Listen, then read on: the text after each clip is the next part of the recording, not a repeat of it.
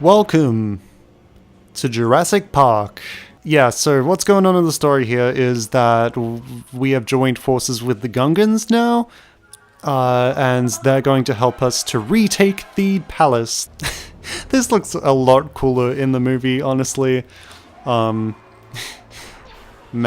this was... the original LEGO Star Wars game came out in 2004, if you were wondering. That's why it looks fantastic. That's why the graphics are totally up to date and look absolutely amazing. To be fair, these characters do look like plastic as they are intended to be. It does very much look like a LEGO set come to life.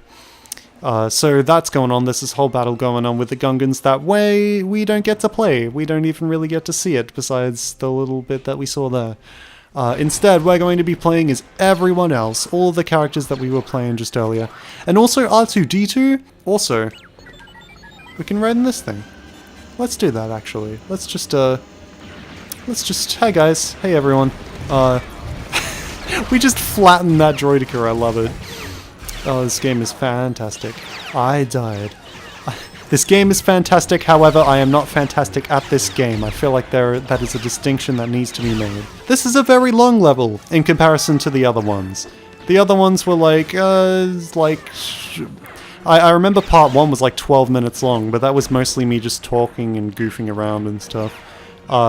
This level is going to be a lot longer. It's going to be video length. Anyway, I'm just gonna use these shooty guys, these shooty boys, and shooty boy and shooty girl. I'm gonna be using shooty boy and shooty girl to destroy. This isn't working. Actually no. Let's keep it the shooty guys because I didn't actually explain this last time. It's super obvious. You could probably just tell by watching it, but you can grapple with these characters. They generate string out of the space guns. I really don't get how that works, but okay. We can also jump onto these balconies and get some studs. And also, I think... Was there a mini-kit there? I'm gonna go back, and if there's not a mini-kit there, I swear I will be slightly irritated. Great! Okay, so we're gonna actually jump onto the balcony and then onto here.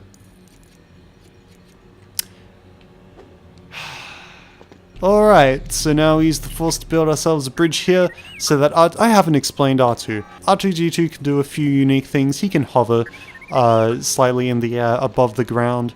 However, this is no substitute for a jump. He doesn't get a whole lot of altitude from it. However, another slightly less exciting feature that is unique to R2-D2 and other astromech droids is that they can activate these little panels here. Okay, so this section is interesting because there are multiple different ways you can do it. So we've built this thing here, so we can jump across it. Obi-Wan and Qui-Gon can now jump across. We've got this little grapple thing so that the shooty boys and girls can grapple across.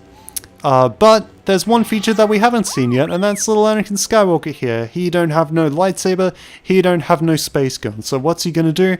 He is going to do this. I have no other explanation for that. He just does that. Yeah, so only short characters can fit through these little hatches. That's not gonna come up a whole lot throughout this Let's Play.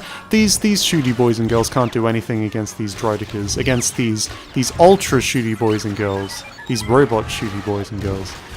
They're droids, they don't have gender, what am I talking about? Well, actually that's an interesting debate. Do droids have gender? Because a lot of people would argue that C-3PO and R2-D2 are obviously boys. That one droid from Rogue One, K2SO, he's clearly a boy. That one droid from Solo, she's a girl, you know. Do droids have gender? Does it depend on their voice actors? Or in universe, are they just... Do droids have gender? Question of the day. Leave your answer in the comments below. I will respond with, thank you for your comment. I will take this into consideration. There was a joke somewhere in that. I was leading to something, I think. Anyway, we gotta step on all of these things, but I don't think we have enough boys and girls here to... Nope, never mind. We just had to step on all the things. And now we gotta come on and slam. And I'm not gonna finish this joke because it's overdone at this point. We're 5 episodes in and we already have a joke that is worn thin. That's how you know it's a good Let's Play series.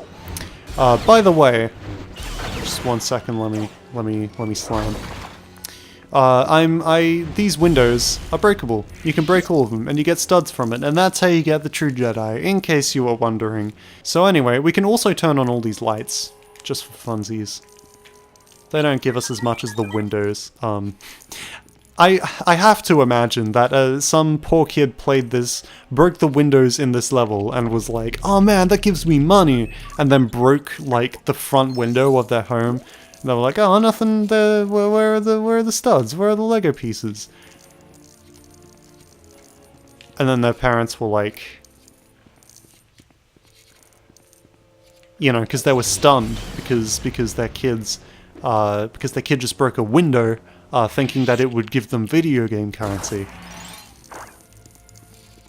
I am a master of delivery when it comes to jokes. I don't know why I'm so critical of myself when it comes to jokes, as if that's like the bread and butter of this Let's Play. I don't know what the bread and butter is of this Let's Play series. I don't know why you're watching this. I don't know what entertainment value you get out of this. What are you doing with your life?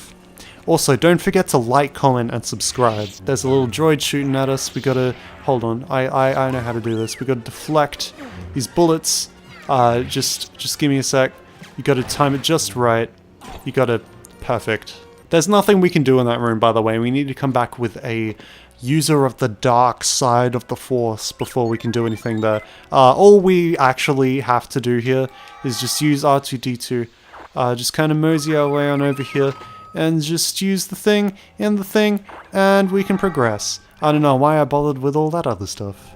Also, I think there's a mini-kit here, right? No?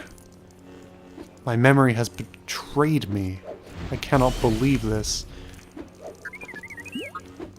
There's not even one here? It was in one of the windows. I was sure of it. I cannot believe this. I am a fake fan of LEGO Star Wars. I do not remember every single detail of the exact locations of every single mini-kit. I'm so sorry. So we can build this staircase here, this circular staircase, and we can climb up it. But why would we do that when we have fountains to activate? I don't think anyone has ever used that exact verb with that exact noun before. Activating a fountain. That is... I guess it's not too weird. There are weirder... What's the weirdest... Question of the day. What's the weirdest combination of a verb and noun that you can think of? Post your opinion, post your thoughts, your suggestions in the comments. Post your comments in the comments. Great. There's really not much to talk about here. It's just the same mechanics that we've been using this entire time, only in a much longer level. I guess I could just talk about Star Wars. I said that at the beginning of the Let's Play, that, you know, if I ever didn't have anything to talk about, I could just talk about Star Wars and use that as a fallback. Well, that's what I'm about to do now, so get ready for some hot Star Wars conversation. Let's have some Star Wars opinions and discussion happening in this trendy YouTube video. The Phantom Menace isn't a good Star Wars movie, or a good movie in general. One part of the movie that this game oh, I forgot this was here completely. My memory really is failing me. I am almost 20. I'm turning 20 in a week, and it's freaking terrifying. By the time this video comes out, it will be my 20th birthday. Wish me a happy birthday in the comments. I want your comment to be 3 parts, you know? I want you to answer the first question of the day, then the second one, and then the third one, in that order. Okay? With proper punctuation, okay? If I catch you not leaving proper spacing between each of those, between each of I've lost my train of thought completely, hooray! Oh yeah, this part, okay, this is pretty cool. Wait, there are battle droids, yep, there are battle droids we have to kill. Before we can have fun, we gotta kill the things. Alright, now, no, there's 1 left, 2 left. There's none left. Okay, so here's something that's kind of cool. You jump on this thing as Qui-Gon, and the AI of Obi-Wan will automatically jump onto it, and you can use the Force to lift each other's boxes up. That's really cool. Why don't Jedi do that in the movies? You know, why don't Jedi just use that to fly? I've always wondered why Jedi don't just use the Force on themselves to make themselves fly. Like, what is actually stopping them? I want a scientific explanation, please. Brandon, I know you're in the comments, you big old Star Wars nerd. Give me an actual explanation. I will not accept they're too heavy, because, come on, Jedi have lifted, like, heavier things than that. Wasn't I going to talk about Star Wars in this part? In this Star Wars game, wasn't I actually going to start talking about Star Wars? Oh, yeah. So Star Wars The Phantom Menace is probably the most hated Star Wars movie. It was incredibly disappointing when it came out because, in case you don't know, the Star Wars movies did not come out in chronological order. The first movie to come out was what is now known as Episode 4. When it first came out, it was just Star Wars, but then when the sequel came out, then they started numbering them 4, 5, 6. So the point of what I'm saying is that the original trilogy, episodes 4, 5, and 6 already existed and they were beloved by many. They were the original Star Wars movies. And then like 15 years later, in 1999, the Phantom Menace was coming out and everyone was so excited because it was a new Star Wars movie. Finally! That never happens, ever, or at least it didn't back in 1999. And it was exciting, and everyone was super hyped for it, and the movie came out and everyone was super mixed on it. Like, some people liked it, but a lot of people didn't. You know, a lot of people just hated it. And especially now, looking back, a lot of people look back at The Phantom Menace and they're like, yeah, that was a bad movie. Because, like, I don't know what it is. It's the writing, mostly, and the directing by George Lucas, I presume. Because there's, like, behind-the-scenes footage of him directing the movie, and it's like, he's barely doing anything. He's just, like, sitting there and being like, yep, I like that, that's good. And then that's it. But I think it's bad writing from George Lucas and bad directing from George Lucas. Like, I hate to say that about a guy who did such amazing writing and directing in the previous Star Wars movies, but I don't know. Like, all of the characters don't talk like normal human beings. The dialogue is very awkwardly written. I'm just, don't worry about what I'm doing in the game right now. I'm just destroying tables and chairs. No, nothing out of the ordinary. Oh, that's how you get the power brick! Anyway, Star Wars. So, The Phantom Menace, I think the biggest problems were the writing, because people don't talk like normal people don't talk like the people do in Star Wars The Phantom Menace. If you talk like the characters of Star Wars The Phantom Menace, then I would accuse you of watching too much Star Wars The Phantom Menace. The Phantom Menace has some very boring moments.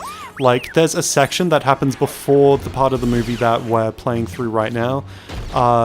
So in the actual movie, our heroes go back to Coruscant to plead our case to the Senate and hopefully gets an actual army to Naboo instead of whatever the heck this ragtag group of people is. So what happens is we actually watch the entire Senate hearing, and it's really boring. It's just a bunch of people talking political nonsense, and it's just boring. And then also that's intercut with just Obi-Wan and Qui-Gon talking to the Jedi Council, which is mildly more interesting because the Jedi have a council. That's kind of neat, but it's mostly just boring as well. Yeah, The Phantom Menace has is not the most exciting Star Wars movie, but it does have the pod race, which is a really good scene in the movie. And also there's a scene coming up that maybe we'll be playing through in the next episode of LEGO Star Wars The Complete Saga. Yeah, there's an entire like 10-minute scene that takes place in Coruscant. There's just the most boring thing in the world.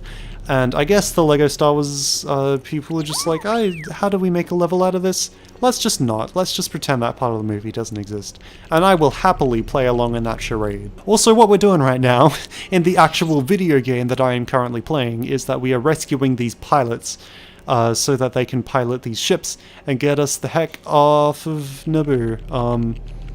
Actually, isn't this something that happened in the movie, but like earlier? Yeah, I'm pretty sure this happened like where that third level should have been, before we went to Tatooine, before the pod race. I'm pretty sure that's where this thing took place in the movie. I'm pretty sure our heroes rescued some pilots earlier in the movie than this level takes place. So maybe this was taken from that third level in the game and just moved into this one, because why not? we can also break these boxes and move these boxes. So that's cool. I guess I'm out of things to talk about. Like, seriously. Oh yeah, Jar Jar disappeared off the face of the earth in the game. But in the movie, he absolutely does not. He sticks around and continues to be annoying. So I don't know why he's not here with the rest of the gang. Like, they could have done more stuff with his cool double jump ability, but he doesn't appear for the rest of the game. Is it because everyone hates him? It's probably because everyone hates him. Where are the 2 pilots that I'm missing? I can't find them. Oh, I know where they are. Hold on. We gotta do the cool box thing again. This is coming back! The coolest part of the game is back. Destroying battle droids, obviously, that's what I was referring to. The combat is just so deep and complex, and let's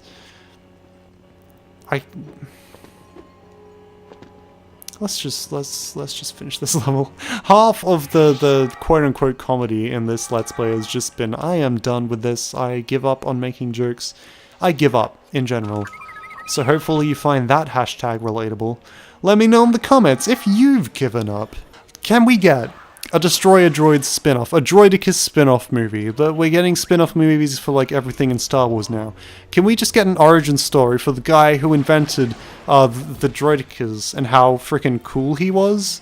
Like, I want him to be the coolest character in Star Wars history, you know?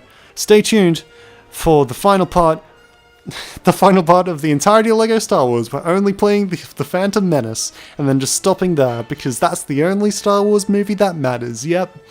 See you for the definitely final part of LEGO Star Wars The Complete Saga tomorrow.